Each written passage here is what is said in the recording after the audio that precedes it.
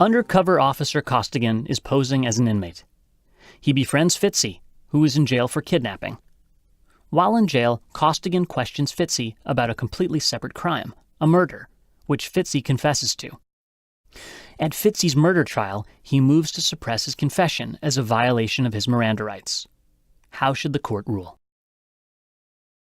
The court should deny the motion and admit the confession, because Fitzy was not in custody during the interrogation. Recall that the trigger for Miranda warnings is a custodial interrogation. A person is considered to be in custody when they reasonably feel that they are not free to end the questioning, and they are in an environment of police domination and coercion.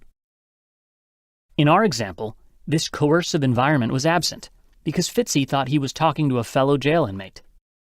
Since the custody prong of the Miranda requirement was not present, Officer Costigan was not required to read Fitzy his Miranda rights, and the confession will be admissible.